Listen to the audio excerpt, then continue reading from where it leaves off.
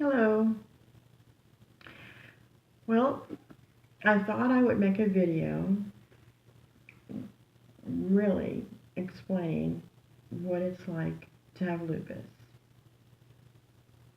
So, this is what it's like to have lupus. I'm going to just give you a day by day breakdown. And I hate being on camera, but I just thought I would do this for those people who are just diagnosed. I was diagnosed a year ago. My lupus first started to show up though when I was about 14 or 15 years old, and it attacked my heart first. I was having palpitations.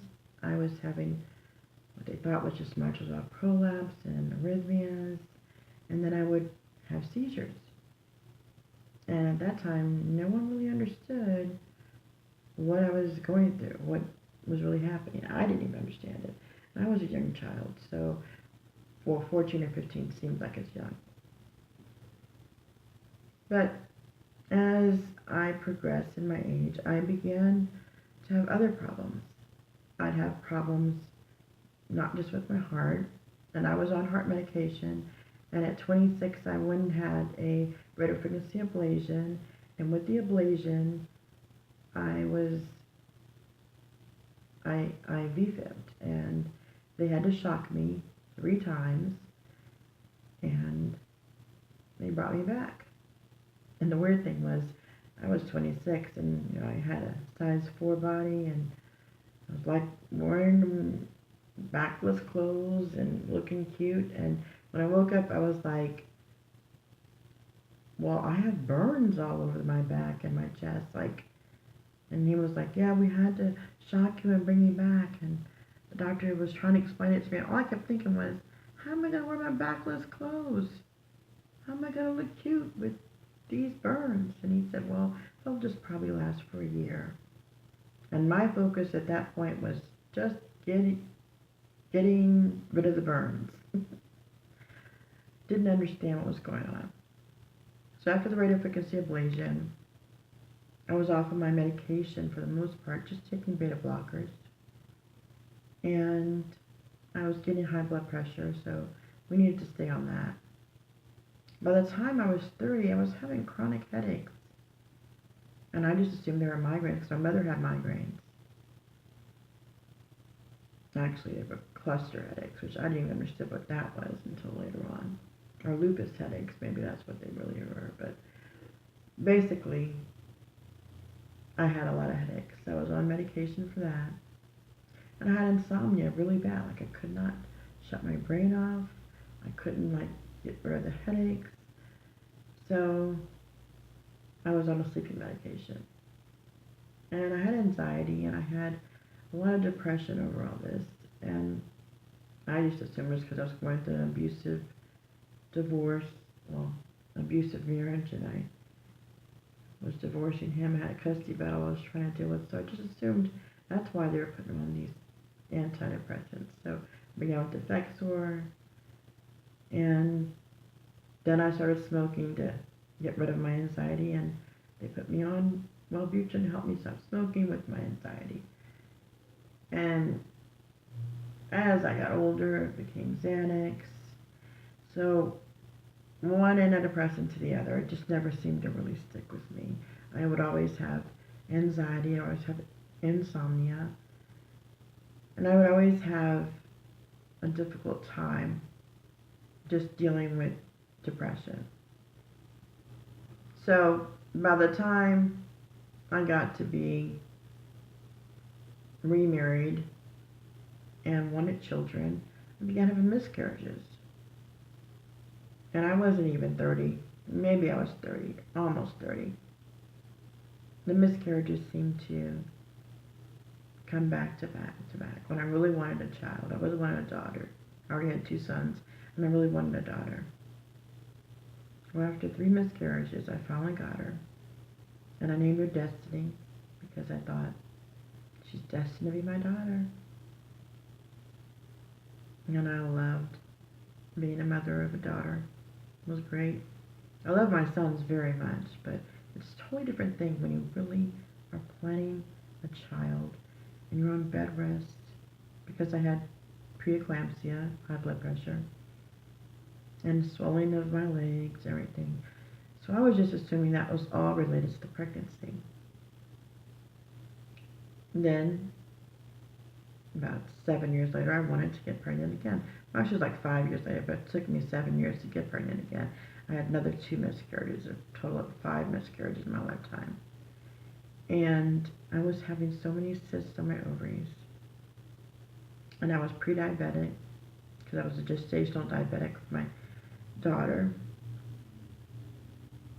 And so they put me on Medipro. No, I'm sorry, I was on Medipro. Metformin. And I gained weight with my pregnancy. And I had gestational diabetes. So basically, by the time I had my last child, my now 9-year-old, at that time when I was pregnant with her, I actually lost weight with the pregnancy because I was on bed rest. I was really, really trying to do everything perfectly so she would come out no problems, and I would make sure that I didn't have any problems. But I still had preeclampsia, and I still had gestational diabetes, and I still had problems with my heart, my blood pressure, of course. So delivered her 2 weeks early by C-section. I think it was 3 weeks early. Anyway, she was a little early, but her lungs were mature. That amniocentesis went bad, and everything seemed good. And then after she was born, I had so much swelling. I just could not get my weight down. And I was just focusing on the outer part, the weight. I wasn't thinking there was anything else. So I went ahead and had weight loss surgery, and I took 2 years getting approved for that. And had the vertical gastric sleeve, and I got down to 140. I think it was about 140. From 278 was my highest weight. It was a 2-year, like very, very, very hard period just to get to the surgery. And I felt so proud of myself when I actually did get the weight down. And then I began having other problems with my joints, my muscles. I just felt like my bones were like breaking.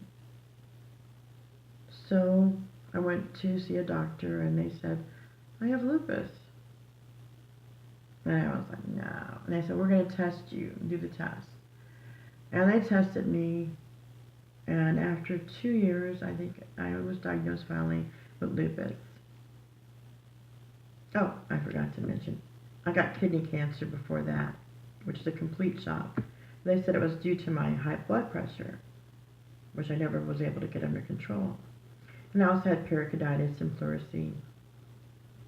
And I also had, other issues with swelling and arthritis. And so after my kidney cancer, my left nephrectomy, when they took out partial part of my kidney, they started testing me for lupus, and that's when I got the diagnosis. But if I hadn't taken all of the different symptoms and put them together, I kind of look at it like it's a map to lupus, because there was issues with miscarriages, there was issues with my heart, issues with me having seizures when I was younger, issues with me having headaches, issues with me having joint pain and also inflammation of the joints, and also having, bone problems and muscle aches. And then that feverish, problems of just feeling like I had a fever. And they listed all of these things, as well as having photosensitivity, which is really awful, where you're out in the sun and you feel like you're on fire. And hair loss. I was losing a lot of hair, and I just assumed that was because of hormones. And I also had thyroid problems, which I didn't mention. I always had a goiter in my neck, or extra thyroid. So, I mean, all of these things listed me, okay, you have autoimmune problem. Then they did the blood work and then came back with autoimmune problem, and that just verified it. But to get back to the question is, what is it like to have lupus? This is what it's like. It's like you basically feel as though your body slowly is breaking piece by piece. Like it's slowly killing you. It may start with your brain or having headaches. It may start with your heart, like with me, and having heart palpitations and inflammation of your heart. It may even start with your lungs, your kidneys, or your skin. Which I always had rashes, and I thought my mom always said I had heat rashes. That's what she called them, heat rashes. But that was actually a part of lupus as well, having skin problems. And I just thought I had dry skin, and heat rashes. And when your hair starts falling out and you start going, oh my God, I used to have hair down my back and it just keeps falling out. And having bald spots, and then your eyes tearing up for no reason and your hands turning blue because you have Raynaud's. Like that would freak my friends out. They'd be like, oh my God, your hands are turning purple or blue. Yeah, it happens sometimes when I'm stressed or too cold. But it wasn't that painful. It was a little painful, but the real pain came with the headaches and with me not having the ability to walk because my legs would just give out. Sometimes I would fall. And you start to put on a mask every morning. Well, I love makeup, so it's not a problem for you to put makeup on, but you start to do it to look healthier. You put eyeshadow on to brighten your eyes up, you put blush on, to blend in the butterfly rash. You have discoloration in your skin, so you have to put a good foundation on, all these things. Your hair is falling out, so you start wearing long bangs and put it in a ponytail. I mean, there's a lot of things that go on with just putting on the mask of lupus. You wear clothes that are protective, like that have sleeves, because you don't want to get attacked by the sun and it literally feel like you're dying or on fire. You put on SPF everything all over your body, and literally don't ever think of walking out the house without it.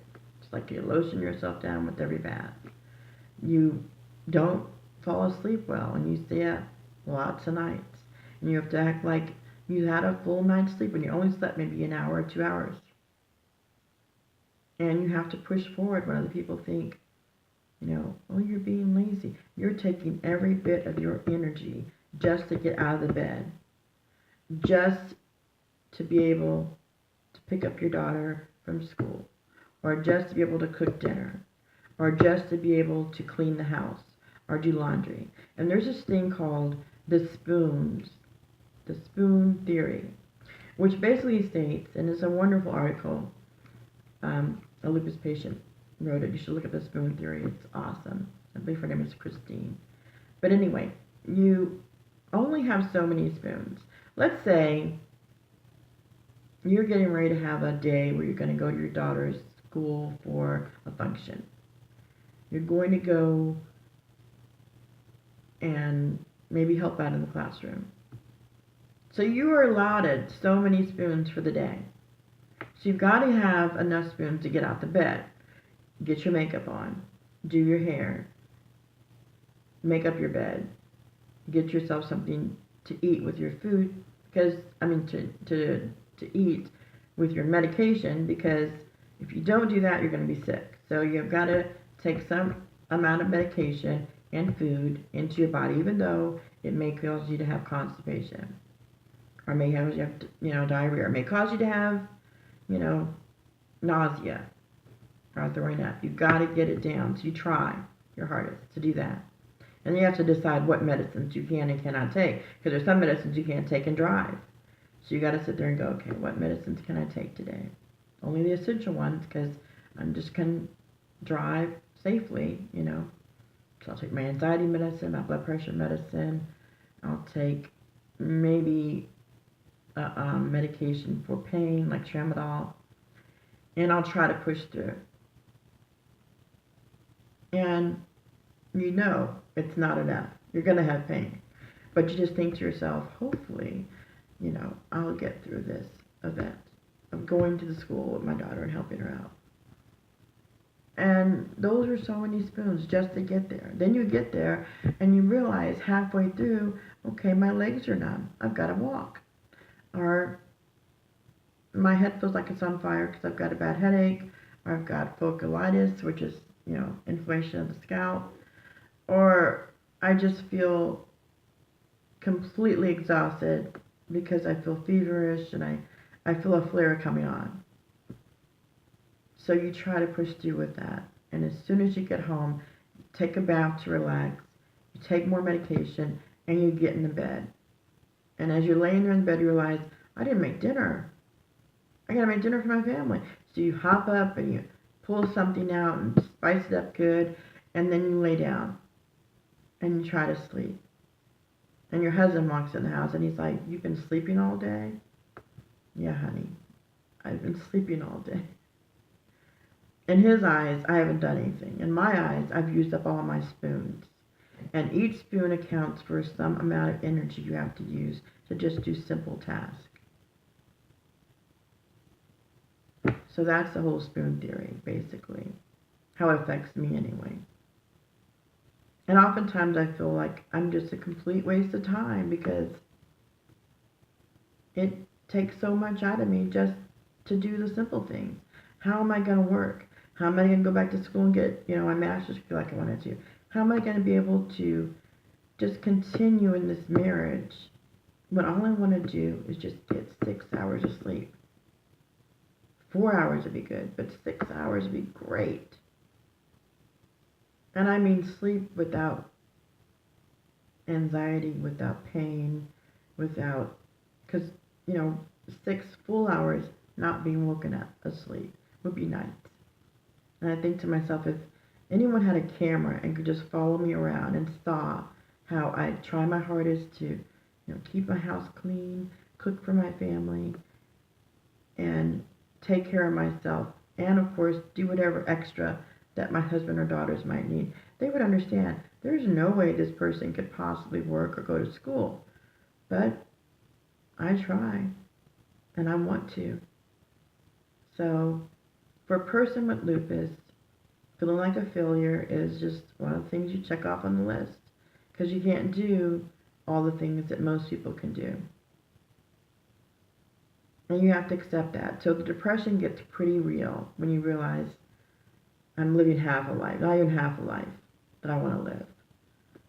And why is this husband going to stay with me? Why are these children going to spend time with me? It's depressing for me who's living it. Why would I want to bring in a husband and children that I love, or a friend, or a family member? And one of the worst things people with lupus have to deal with is the asking for help. My sister will often say, well, Ginger, you have to ask people. If you want to go to church and you can't drive, or you just feel like you are lonely or sad, ask one of your church members to take you to church. I'm like, that's not something I want to do. I don't want to bother someone because I can't drive like 20 minutes from my house to get to church, even though I want to be there. And forget about like me asking them to go out and do something and me having to drive there to get there. I had a neighbor who I loved, and she would get tickets to concerts. And there was a Chance the Rapper concert my daughter and my son wanted to go to. And I would have loved to drive them, one of them, or both of them, or whatever. And I was like, I can't get tickets to this concert. I can't drive them. And luckily my son is 27, so he drove. But I couldn't be a part of that. Simply because I couldn't drive that far. If I got there, I could probably make it, you know. I could have a couple drinks. I could chill out knowing someone else is going to drive me. But the idea of just getting on the freeway scares me so badly. And most people don't understand that. But when your legs go numb, your joints give out, and you have headaches, and you have to take medication, it's like, do I want to take medication and drive and hope that my legs don't still give out, or hope that I can actually manage on the medication? No, I'm not going to drive. I can only go so far without having an anxiety attack. So people don't understand that. They don't understand how, if this is going on, why aren't you seeing more doctors? Doctors cost a lot of money. And it's sad to go to a doctor and the doctor says to you, well, make an appointment for this test or that test. And then you get the test done and it costs more money. And even though they may say, okay, we did that test, now we know what the problem is, there's no cure. There's no cure. So why did I do the test? Why did I have to go through the process of paying for it? I'm sorry, but my hand is going numb now. It's kind of starting to turn blue. I'm getting stressed. I can feel it. The vasculitis is just like moving up my hand. Anyway, I'm just saying, when people have lupus, or any autoimmune disease, or any chronic disease, especially disease that has no cure, and medication is the only thing they can do. Sometimes they don't want to take the medication, or they don't want to, I don't want to take steroids. I refuse. I have to be in so much severe pain, they need to hospitalize me because I don't want to take that, because it makes you gain weight. It's not good side effects for your body. So I try a lot of things that are basically natural cures, I call them. They might not really be cures, but I think they're natural cures, like putting turmeric and ginger that helps digestion and inflammation in everything I eat. Having green teas, doing yoga instead of hardcore exercises, dancing. I love to dance. And if I can dance, if I have the energy to do it, that's exercise. I just count that as exercise. Even if I'm dancing in my house or at my neighbor's house or at another friend's house or, wherever. I dare to go to a club and dance because I have to drive to get there. I drink red wine instead of drinking hard alcohol because it's a blood thinner. It's good for you. If you choose to have alcohol, I'd say, if you're going to do something, do a little red wine. Not a lot. I usually can't get down more than 3 or 4 glasses if I'm want to really drink. So if I'm going to have 2 glasses a day normally, I may have 3 if I'm going hardcore.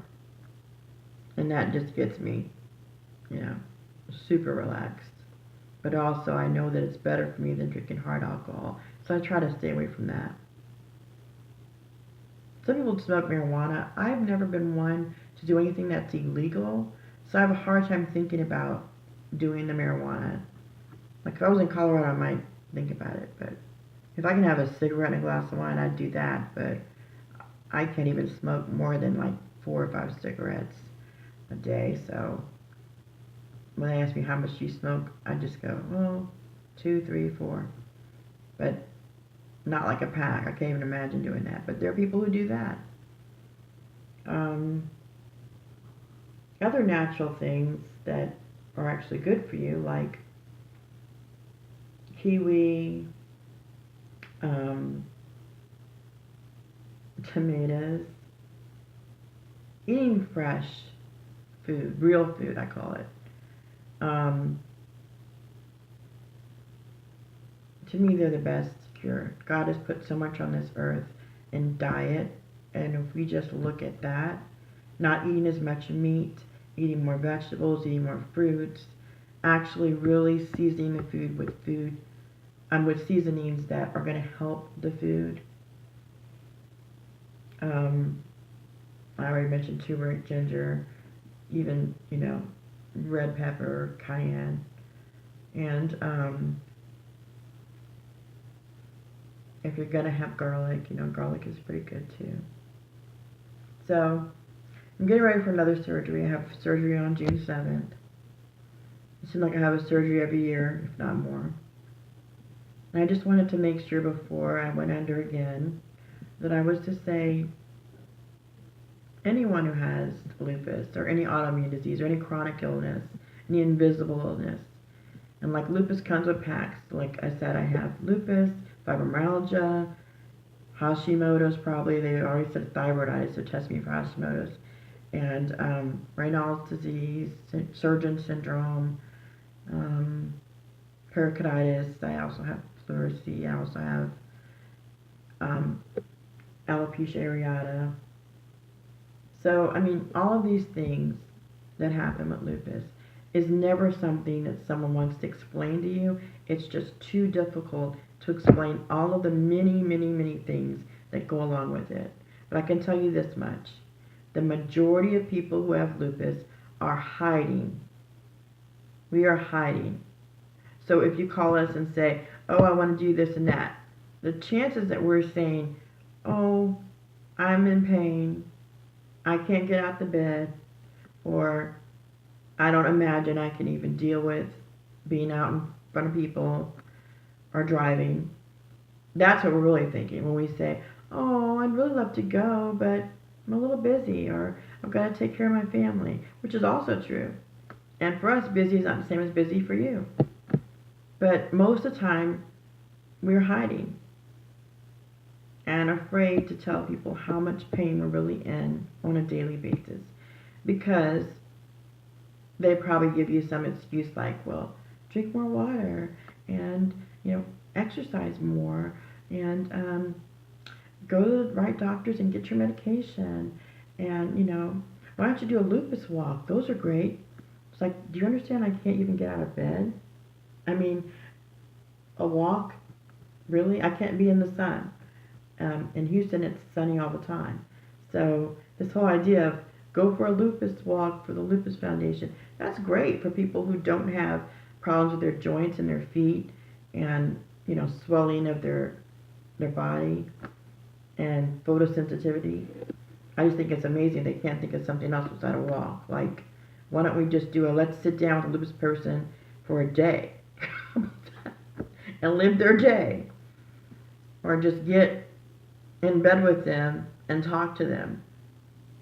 But no one wants to do that. It's not glamorous. It's not fun. So, anyway, I just want people to understand it's not easy being in hiding, and also feeling like you don't know when your last day is going to be, because it could happen at any time. But this is how I get through it. I just remember that, you know what? My last day could be being hit by a truck, or just having sleep apnea, or, anything. So it doesn't always have to be this illness. And I can get through anything with God's help. And I've gotten through it. I'm 47 years old. And I hope to see 57 years old. Hell, 67 years old. I don't know how promising that is with, lupus, but I want it. I want to win. And I want to be around when they have a cure. And I can say, oh, no longer autoimmune. Take that off my list. So, anyone who has an autoimmune disease or chronic illness, be there for them. And remember, what would Jesus do? If you're a real Christian, ask yourself that question. You don't know what it's like to be in their shoes, so don't give them any advice. Instead, just ask yourself, what would Jesus do? Well, this is what it's like. This is what it's like.